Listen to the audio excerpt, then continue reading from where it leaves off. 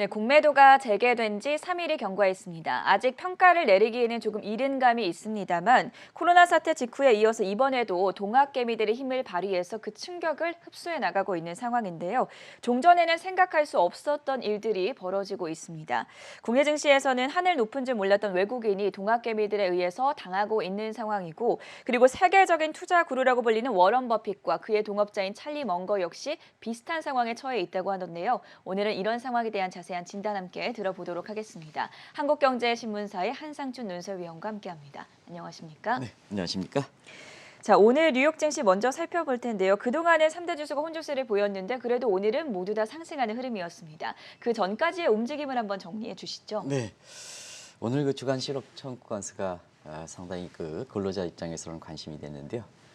주식 투자 입장에서는 올해 들어서 경기 민감주를 샀느냐, 아니면 대형 기술을 사느냐에 따라서 주식 판 사람이 성과가 엇갈렸다. 그래서 서로가 웃고 있는 이런 모습이 아마 미국 증시에서 이렇게 하이라이트로 부각됐었는데요.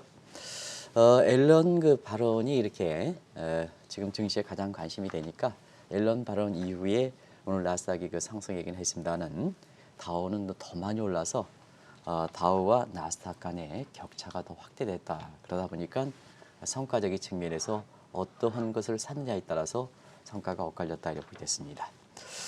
오늘까지 앨런 발언 이후에 사실 그 다우가 436포인트 올랐고 네. 나스닥은 오늘 50포인트 오르긴 했습니다는 어제 310포인트까지 떨어졌기 때문에 그걸 감안하면 260포인트 정도 이렇게 하락하는 상황인데요. 3일 동안에 격차가 다우와 나스닥 간의 격차가 700포인트가 됐습니다. 그래서 이것이 월가 입장에서는 하나의 스포트라이트는 상황이다 이렇게 됐습니다. 그리고 오늘 그 나스닥 지수가 그 상승한 두 가지 요인입니다. 네. 왜 그러냐면 지난주에 그 버크스에서 나중에 이제 말씀드리겠습니다만 로빈 후드에 대해서 투기판이다 하는 얘기를 좀 전해드렸는데요. 그랬죠. SEC가 로빈 후드를 규제한다는 어제 내용 때문에 대형 기술주들이 상당히 좀 어려웠었거든요. 그러나 시간이 가면 갈수록 SEC 규제는 아주 그 로빈 후드 같은 거래소를 규제하는 거지 건전한 개인 투자가는 육성하겠다 하는 나중에 말씀드리겠습니다는 이런 것이 알려지면서 사실 나스닥 지수를 장마판에 이렇게 상승했다 이렇게 보시면 되고요. 또 한 가지는 역시 화합과 통합을 강조하는 바이든 대통령 입장에서는 사실 지금 여러 가지 증세가 있지 않습니까? 자본이익세에서 증세, 그다음에 초부유세에서 증세, 그다음에 법인세 증세하는데요. 이런 과정에서 공화당에 반발이 있다 보니까 이 통과가 안 된다는 게 아니라 화합 차원에서 법인세에 대해서 룸을 줬습니다. 그래서 법인세에 대해서 당초에는 28% 정도 이렇게 예상하다가 밴드폭에 우리도 이 방송을 통해서 말씀드렸습니다는 25에서 28%의 룸이 있다. 협상의 여지가 있다 하다 보니까 자, 시청자 여러분 대형 기술주의 그동안의 부담 요인이 뭐였습니까? 반독점 규제 같은 규제 문제. 이게 규제가 좀 이렇게 완화되는 조짐. 그다음에 세금 문제 있지 않습니까? 이런 거에 대한 룸을 이렇게 조성하는 문제. 이런 문제가 나스닥 지수를 오늘 사실 그 장마판에 끌어올렸다 이렇게 됐습니다. 그러나 앨런 발언 이후에 사실 그동안 낙폭의 부담 때문에 3일 동안의 모습 보면 다우와 나스닥 간의 격차가 더 벌어지는 상황이다 이렇게 됐습니다. 그리고 또 한 가지 시청자분의 이렇게 질문이 사항에 좀 여쭙겠습니다. 항상기에 금리 인상이 사실 그 증시에 부정적이냐 그렇지는 않죠. 금리 인상도 경기를 안정시키는 조치입니다. 네. 금리 인하도 경기를 안정시키는 조치입니다. 그래서 제닛 옐런과 그다음에 페드는 똑같이 동일한 목적을 갖고 있습니다. 경기를 안정시킨다. 그러면 작년에 주가가 이렇게 많이 떨어지고 코로나 사태일 때는 경기를 안정시키는 것이 돈을 풀어서 주가 올라가고 경기를 끌어올리는 거고 그다음에 지금은 자산 부분의 거품이라든가 이런 것이 네. 인정하지 않습니까? 그때의 지속 가능하게 성장하려면 작년에 금융 완화 조치를 계속하면 거품이 더 심하지 않습니까? 위기가 또 발생할 수 있지 않습니까? 그래서 지금 1년 전의 경기 상황과 다르기 때문에 네. 앨런 의장이 금리 인상에 발언을 하는 거고 금리 인상에서 자산 부분의 거품을 좀 줄여줘야 나중에 말씀드리겠습니다. 바이든 정부가 추진하고 있는 경제 정책을 지속적으로 추진해서 경기를 안정시키는 거거든요. 그래서 항상 이게 전문가분들이 느닷없이 옐런이 그 금리를 인상한다는 발언이 있다 보니까 마치 그 금융 완화는 아주 그 선이고 금융 완화는 증시에 아주 선이고 금리 인상은 사실 그 증시에 마이너스적인 이런 이분법적인 시각을 갖고 있는데요. 경기 상황에 따라서 경기를 안정시키는 목적은 동일하다. 그러나 경기 상황에 대해서 경기가 어려울 때는 완화시키는 것이 경기를 안정시키는 거고, 그다음에 최근처럼 자산의 부품이 있을 때는 금리 인상을 통해서 경기를 안정시키는 것은 동일하다 하는 걸 말씀드리겠습니다. 그래서 어제도 그런 말씀을 드렸지 않습니까? 금리 인상이라는 것은 부정적이 아니다. 경기 과열을 우려하기 때문에 경기에 민감주들은 주가가 올라가지 않느냐. 근데 사실 그동안 금리 저금리에 따라서 미래에 대해서 할인율이 이렇게 되는 상태에서 미래 잠재 가치가 높게 평가됐던 대형 기술주들은 악영향을 받는 게 아니냐. 왜냐하면 금리가 올라가니까 이런 측면에서 얘기를 하거든요. 그래서 일부 분들이 사실 그 금융 완화는 무조건 되고 증시에 플러스 박수치고 금리 인상은 사실 그 증시에 마이너스다 하는 경기에 악영을 미친다 하는 것은 잘못되어 있다는 걸 꼭 좀 말씀드리겠습니다. 그러다 보니까 올해 들어서 저희 한국경제TV에서 이렇게 계속해서 한국 주식보다는 미국의 경기 민감주를 다 네. 대형 민감을 하라 하는데요. 오늘까지 한번 상황을 보겠습니다. 1월 20일 바이든 정부가 크게 트럼프에서 교체성 이때를 기점으로 하겠습니다. 코스피는 2%입니다. 오늘 새벽까지 다우존스 원달러 환율 보면 16%가 나왔습니다. 3개월 만에. 이게 개별 종목을 오물딱저물딱 하는 것보다는 세계가 하나이기 때문에 큰 흐름을 잘 포착하는 것이 결과적으로 보면 수익을 결정한다 하는 것을 네. 또 한 번 이렇게 지적하기 위해서 맞습니다. 그래서 오늘 나스닥 지수가 이렇게 올라간 것은 뭐 미국의 금리 인하의 부담이 줄어들어서 이런 것보다는 그동안 나스닥 지수의 발목을 잡았던 규제 문제 좀 만회되고 세금 문제 좀 협상의 여지가 있고 이런 것 때문에 올라갔다는 걸 말씀드리겠습니다. 제니 옐런 재무부 장관의 금리 인상 발언 이후에 미국의 국채 금리가 하락하는 것을 두고 별다른 영향이 없다. 이런 시각에 대해서는 어떻게 평가하십니까? 이거는 사실 이렇게 원론적인 수준에 그친다 하는데 이게 잘못됐다고 얘기했습니다. 네. 어제도 말씀드렸다시피 제니 옐런은 모든 것을 달성한 사람입니다. 그리고 굉장히 그동안 오락을 쓴 신중학으로 알려져 있습니다. 예. 그런 과정에서 지난 앨런 발언 이후에 외형상으로 보면 국채 금리가 상당히 안정돼 있는 거로 나오고 있습니다. 미국의 10년물 보겠습니다. 미국의 10년물 앨런 의장이 이렇게 금리 발언할 때 인상 발언할 때 1.59%였습니다. 오늘 새벽에는 1.57%였습니다. 외형상으로 보면 하락됐죠. 그래서 지수로 이렇게 금리로 보면 미 앨런의 발언이 미온적이다 이렇게 하는데요. 사실 이런 금리 인하만 가지고 앨런의 금리 인상 얘기가 영향이 적었다 이렇게 평가하기는 어렵다 이렇게 보시됐습니다. 왜냐하면 앨런 의장은 굉장히 신중한 사람입니다. 금리 인상 발언에 앞서서 적자 국채 발행을 축소하겠다, 증세로 하겠다 하는 입장을 미리 밝혔습니다. 이런 입장이거든요. 그런 각도에서 한번 보겠습니다. 국채 금리의 변동은 사실 앨런의 발언 같은 이러한 정책 요인뿐만 아니라 경기와 같은 경기 요인이 있고 수급상의 요인이 있는 겁니다. 돌려주시기 바랍니다. 자, 국채 금리는 앨런 의장의 발언뿐만 아니라 정책 요인도 있고 인플레 같은 경기 요인도 있고 그다음에 채권에서 수급에 있는 수급상의 요인도 있습니다. 서로 연관되긴 했지만 한번 보겠습니다. 최근에 일련의 사태를 한번 보겠습니다. 네. 일단은 인플레 우려. 오늘도 뭐 인플레 우려가 많이 나왔죠. 아까 서상영 이사께서도 지적했습니다는 전반적으로 인플레에 대해서 우려하는 시각들이 높아지죠. 시간이 가면 갈수록 아마 4월달, 5월달 물가 통계 나오면 굉장히 이런 문제에 대해서 냅니다. 그러면 이제 이건 국채금리를 상승하는 요인이 되겠죠. 그다음에 앨런의 금리 인상 발언 이것도 상승하는 요인이죠. 그래서 국채금리를 상승하는 요인입니다. 그런데 자 국채금리를 하락시키는 요인이 있죠. 적자 국채 발행 이게 가장 컸지 않습니까? 왜냐하면 와이드노믹스에서는 경기부양책 1조 9천 나오죠. 1차 인프라 기획 2조 2천 나오죠. 사회적 인프라 2조 이것도 1조 1천 나오죠. 토털리 6조 가깝습니다. 이게 가장 국채금리의 변동 요인이지 않습니까? 그러다 보니까 앨런 의장이 적자 국채 발행은 크라우딩 아웃 이펙트에서 고용 창출이든가 경기 회복에 그렇게 큰 도움이 되지 않으니까 결국 증세를 통해서겠다. 왜냐? 코로나 사태 이후에는 자기 능력과 관계없이 있는 사람들은 보난자 이펙트가 있었다. 이거 걷어들여라. 그 다음에 밑에 사람들은 뭐냐? 스퀘어 이펙트가 있었다. 자기 능력과 관계없이 코로나에서 굉장히 피해를 많이 당했다. 네. 그러다 보니까 증세를 하겠다.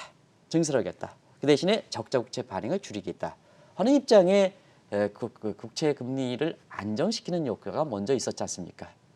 그리고 지금 일본이 한번 지적했습니다는 3월 말 회계연도 결사가 끝났습니다. 그러다 보니까 3월 말 본국 해석학에서 국채를 매각하다가 지금 다시 재조정하고 있습니다. 그래서 일본이라든가 이런 데에서 자 회계연도 끝나다 보니까 국채 매수를 증가세를 세게 하고 있는 상태거든요. 이거는 뭐냐? 결과적으로 보면 자 적자 국채 발행을 축소한다는 것은 국채를 발행하는 유통 물량이 그만큼 발행 물량이 그만큼 적게 나온다는 얘기고요. 공급 물량이 적게 나오다 보니까 사실 국채 가격이 올라가서 국채 금리는 떨어지게 되는 거죠. 그 다음에 일본의 매수가 아주 집중되다 보니까 결국은 매수가 집중되니까 국채 가격이 올라가고 국채 금리가 떨어지는 요인이다 이렇게 됐습니다. 자 그러면 우리가 앨런이 이렇게 사실 시장에 미치는 충격을 이렇게 몰랐을까? 하루 만에 그것도 하루가 아닙니다는 사실 불과 13시간 만에 입장을 철회했을까 네. 하는 측면에서 한번 보겠습니다. 앨런은 지금 상태에서는 자산 거품을 잡아야 1조 9천억, 그 다음에 2조 2천억, 1조 1천억 사회적 인프라의 바이드노믹스를 계속해서 추진할 수 있는 겁니다. 지금 상태에서 자산 거품이 굉장히 심해지고 인프레 문제가 불거지고 이렇게 되면 바이드노믹스를 가장 중요한 바이드노믹스를 추진하기 어려운 거거든요. 그래서 어떤 전문가분들이 자 앨런이 발행했는데 왜 국채금리는 안정되느냐? 앨런의 효과가 사실 이렇게 미미했지 않느냐 하는 시각인데 금리 수준을 보면 그렇습니다. 근데 사전 선제 조치를 다 해놓은 상태입니다. 그리고 계절적으로는 일본이 회계연도 끝남에 따라서 국채 매수를 집중적으로 하고 있습니다. 그러다 보니까 앨런 입장에서는 자산 부분도 걷고 바이드노믹스를 추진하기 위해서 이렇게 되고 있다 하는 것을 말씀드리겠습니다. 그래서 한 가지 단순히 앨런 발언 이후에 국채 금리가 안정됐다. 그래서 앨런 발언은 원론 고친다. 미미하다. 이런 요인으로 보면 안 된다. 네. 앨런이라는 사람이 그렇게 신중치 못한 사람은 아니다 하는 것을 꼭 좀 말씀드리겠습니다. 어제에 이어서 오늘도 옐런 전 연준 의장이자 재무부 장관의 발언에 대한 자세한 분석 내용 전해드렸고요. 국내 증시로 넘어가 보도록 하겠습니다. 공매도가 재개된 지 3일이 지났는데요. 외국인은 이렇게 공매도 대상 종목을 지속적으로 내다 파는 가운데 동학 개미들이 그 힘을 받쳐주고 있다. 이런 평가가 나오고 있습니다. 네, 제가 공매도 재개에 의해 네. 결국은 정책 당국도 사실 통합 개미를 이렇게 썩어오지 않은 것 같습니다.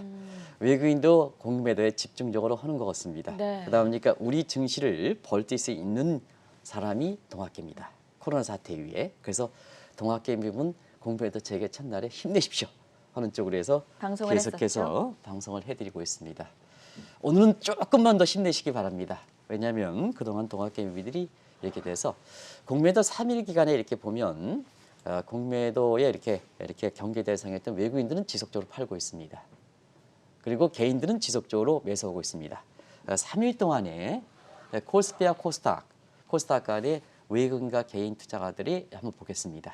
그래서 코스피는 공매도 대상에서 부분적으로 제한되었지만 그래도 3일 동안 길게 보면 4월 10일 이후서부터 외국인들이 계속 파는 겁니다. 그래서 3일 동안에 6,100억을 매도했습니다.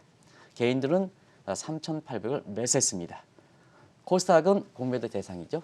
그다음에 다 그런 건 아닙니다는 150개 종목입니다는 외국인들은 3,400을 팔았습니다. 네. 개인들은 이 공매도 부분의 대상이었던 코스닥에선 4천억을 매수했습니다. 자 그러다 보니까 전체적으로 보면 지수는 그렇게 크게 떨어지지 않고 오히려 상승했습니다. 근데 자 이렇게 두고 이 개인들이 이렇게 매수를 하는데도 불구하고 자, 이 지수가 상승했다고 해서 공매도 영향이 제한적이다. 단순히 공매도 지수만 갖고 지수 하락폭이 적다 보니까 일부 증권사라든가 그다음에 이런 쪽에서 보면 봐라. 내가 공매도에 있다는 영향은 적게 되지 않느냐. 그렇진 않죠. 종전과 다른 것은 과거 공매도 재개할 때보다는 개인 투자가들이 얼마나 샀습니까? 한번 보겠습니다. 외국인들은 얼마나 팔았습니까? 근데 개인들이 계속해서 받았거든요. 과거 상황은 다르지 않습니까? 개인들의 상황이 굉장히 컸기 때문에. 그래서 3일 동안의 공매도 재개했다 해서 지수만 이렇게 크게 떨어지지 않다고 해서 공매도 영향이 제한적이다 하는 이렇게 평가하는 시각은 참 잘못되어 있다 이렇게 보겠습니다.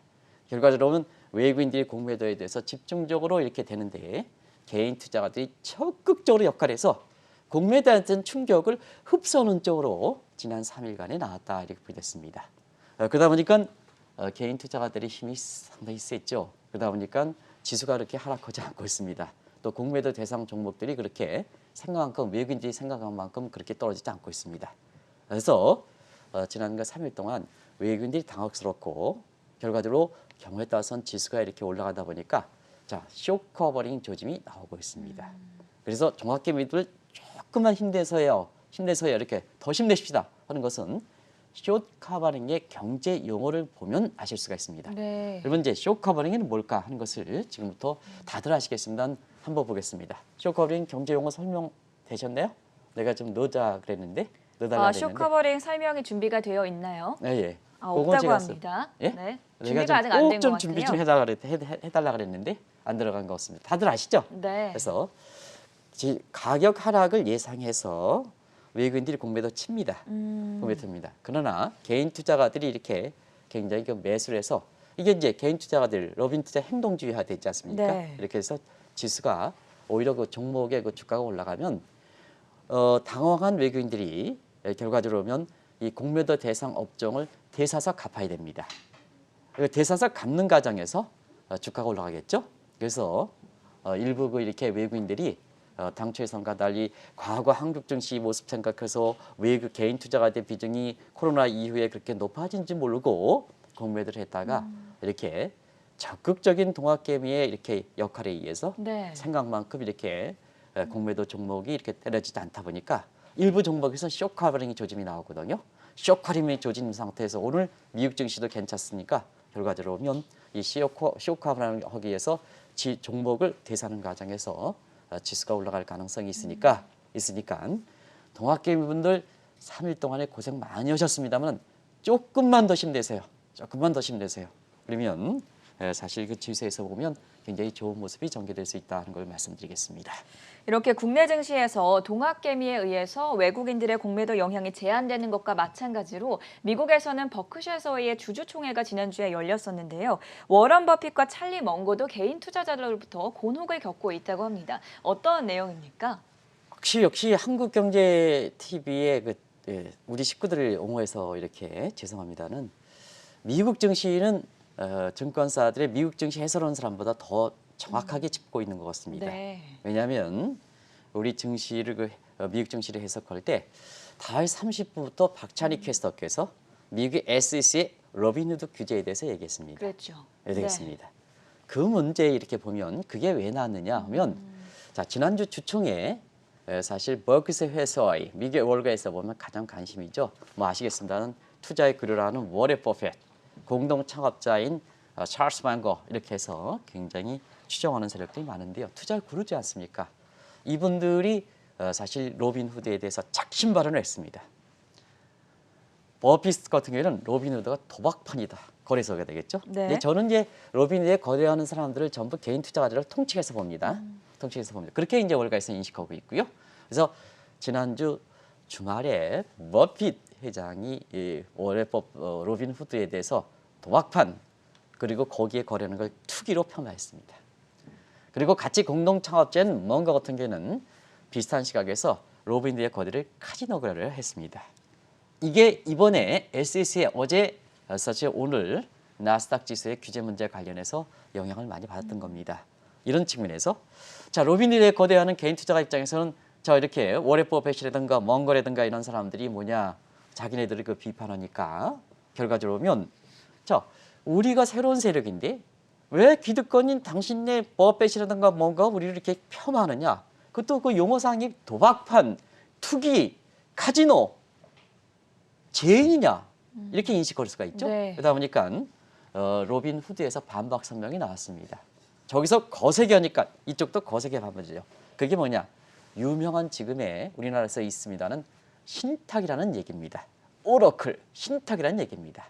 요 신탁 얘기를 하겠습니다. 그래서 버핏 해가지고 신탁 딱 두들기면 거기에 나옵니다. 그래서 요 신탁이라는 것은 어려운 문제에 대해서 인간의 물음에 신이 답하는 것. 결국 자 월가는 자 버핏이라든가 뭔가 이해는 없다. 당신네들이 신참내기인데 왜 이렇게 떠들었냐? 이런 얘기입니다. 그러니까 새로운 코로나 이후에 개인 투자가 비중이 높아진 것을 워렌 버핏과 그 다음에 망가라는 사람이 굉장히 비판했다는 얘기입니다. 네. 그러다 보니까 자연스럽게 로빈 후드 입장에서는 버핏과 뭔가 입장에서는 지금의 사회에서 주식의 민주화, 그 다음에 대중화를 왜 외면하느냐.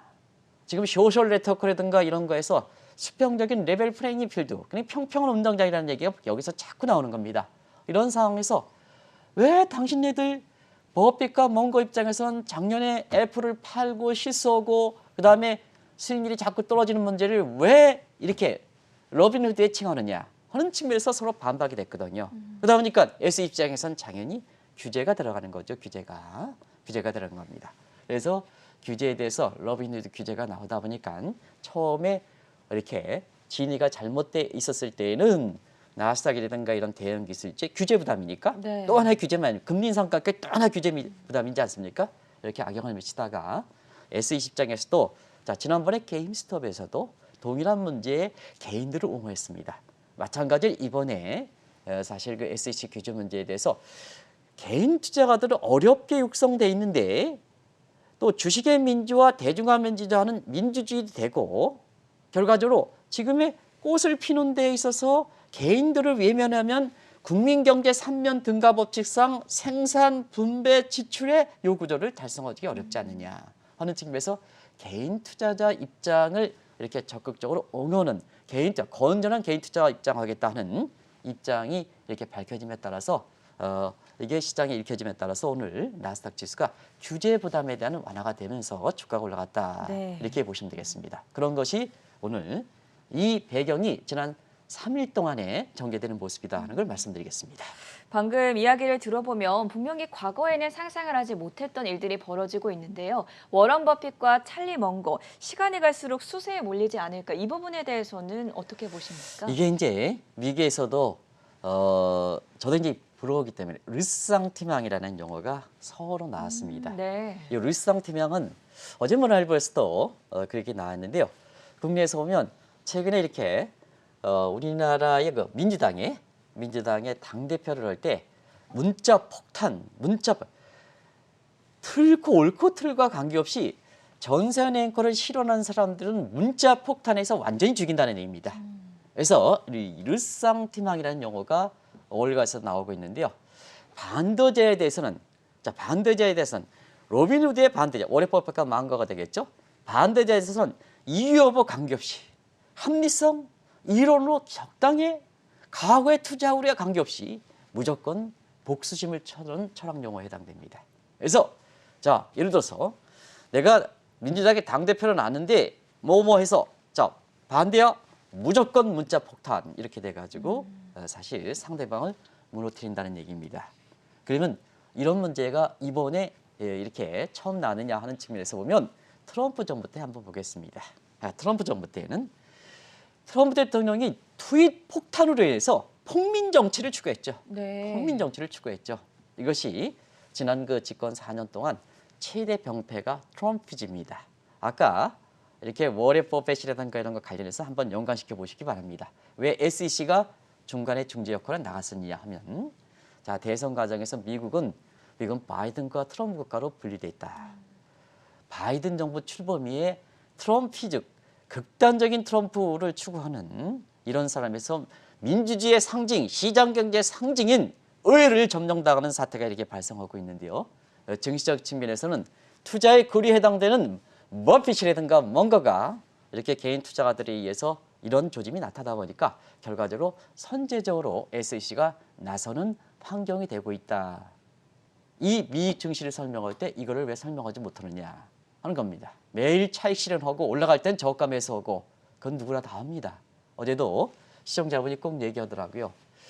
왜 종목별 차별화다 이런 얘기를 많이 들었는데요. 종목별 차별화를 그렇게 매일 반복돼서 얘기할 필요가 있느냐. 이 종목별 차별화는요. 증시 개설과 함께 종목별 차별화죠. 그건 증시의 생리입니다. 언제 주가가 왕창 다우지수 1000%가 올라가더라도 종목별 차별 안 납니까? 나는 거죠.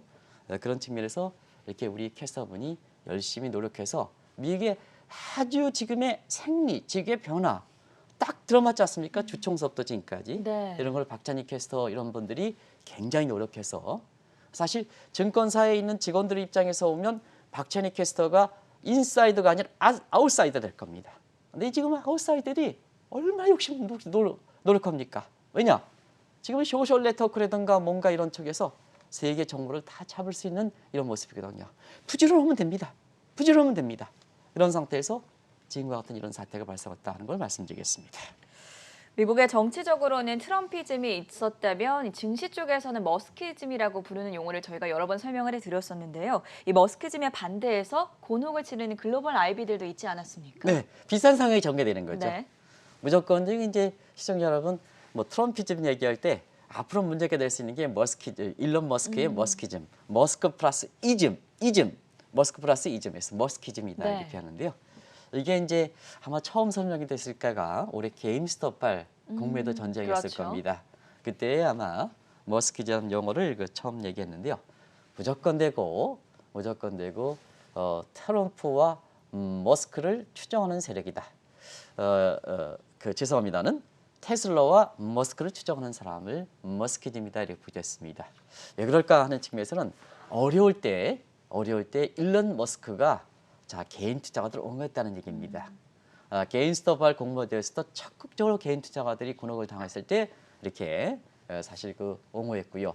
그다음에 비트코인 문제도 이렇게 로빈후드 개인 투자가들을 옹호했습니다. 그러다 보니까 뭐냐 이 트럼프 전통적인 JP 모건이라든가 이런 입장에서는 일론 머스크 뭐 괜히 꿈이나 꾸는 사람이지 뭐 증시 입장에서는 괜히 조장을 하지 이런 입장에서 이 테슬라에 대한다 또 일론 머스크가 행위에 대해서 비하는 했던 것이 아시겠습니다는 JP 모건입니다. 네. 근데 지금 JP 모건의 지금의 한 상황을 보겠습니다. 작년 10일에도 테슬라의 목표가 저 올라갈 게 없다. 90달러를 했었죠. 그때 이제 골드만삭스 780달러를 했던 거라는데요. 결국 JP 모건의 90달러 전망을 믿고 공매도에 쳤던 사람은 일론 머스크의 이렇게 테슬라가 주가가 올라감에 따라서 아주 참패를 기록했다. 지금의 외국인들과 비슷해서 조금만 동학개 믿어 힘내십시오. 이렇게 얘기했던 상황입니다. 그런 상황이 지금 전개되고 있다고 볼 수 있고요.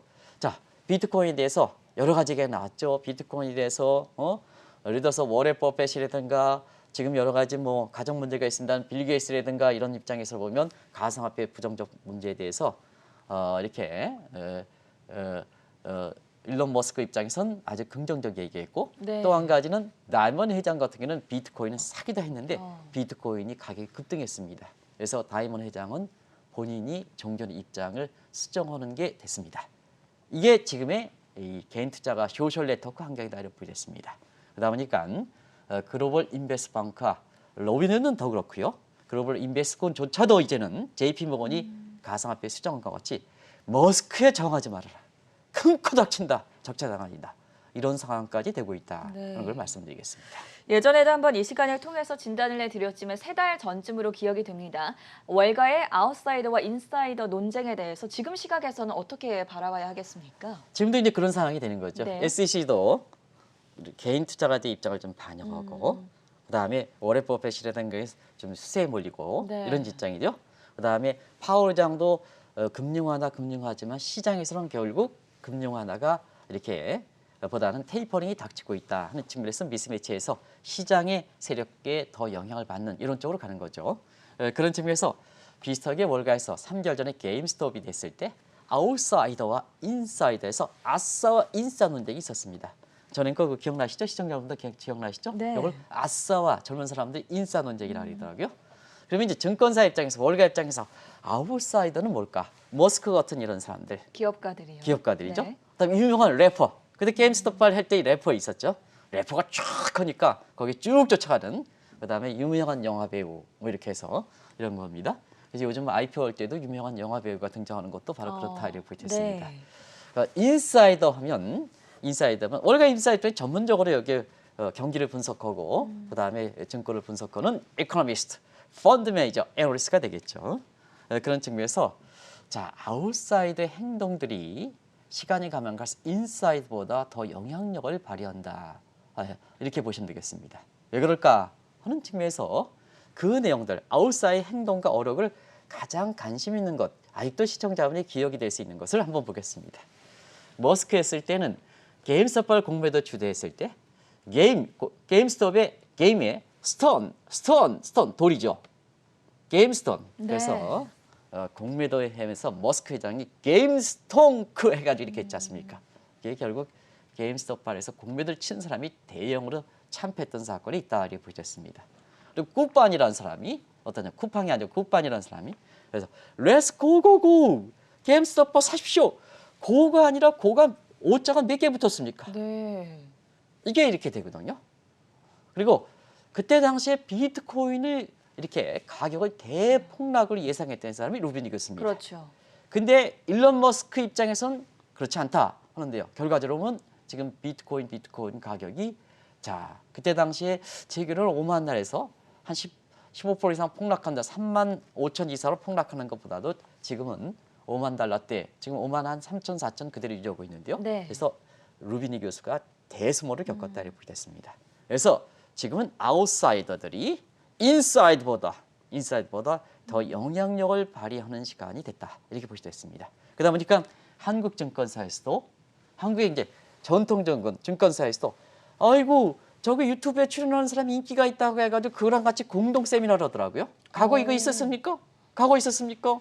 어이구 과거에 자기가 길렀던 이렇게 봉급을 줬던 이런 이코노미스트, 애널리스트 이런 사람들이 의해서 아웃사이드에서 진짜 아웃사이드로 격화시켰는데요.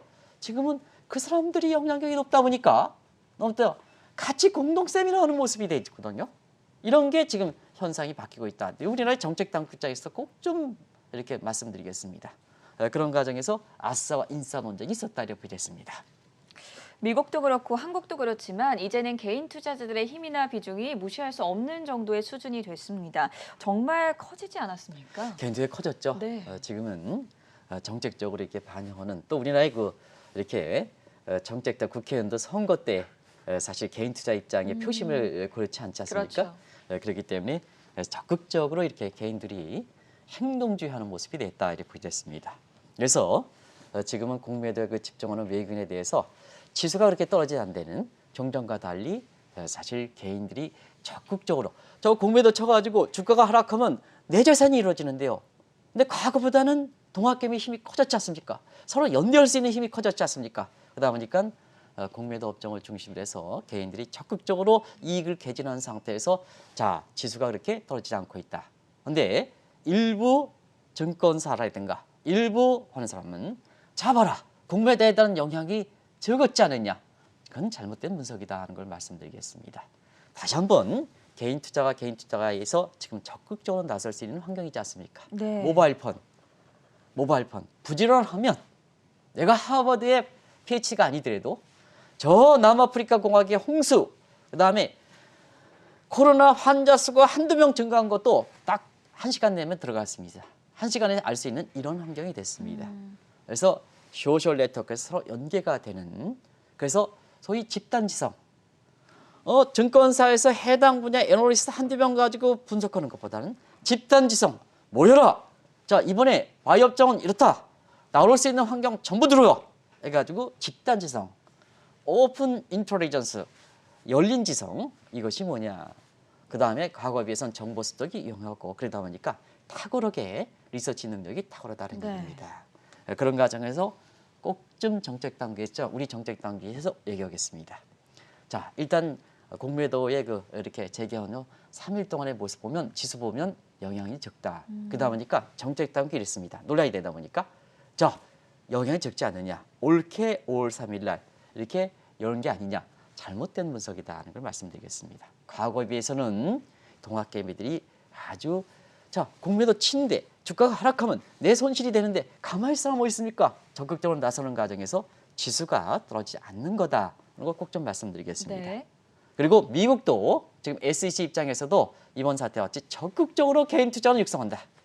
거기에 투기라든가 뭐 이상한 사람들만 요건 증시의 건전한 발전, 개인 투자의 건전한 발전을 위해서만 규제하겠다. 이게 SEC의 이번에 로빈후드에 대한 규제입니다. 그래서 개인 투자는 건전하게 육성하겠다 하는 입장입니다. 그러다 보니까 자 결과적으로 보면 지금 개인 투자가들이 외국인과 기관 투자에서 뭐 나쁜 게 뭐 있냐, 모르는 게 뭐 있느냐. 그래서 개인 투자가들도 활동할 수 있는 입장이 됐지 않습니까?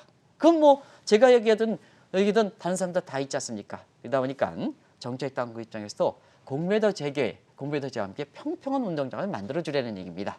그러다 보니까 이번에 공매도 재개 문제에 이어서 의무상각인들 지금 왜 다른 데는 외국인과 기관 투자가 입장에서는 의무상각인을 무제한을 해놓고 개인들은 뭐냐 60일로 제한됩니까? 이것도 좀 풀어달라.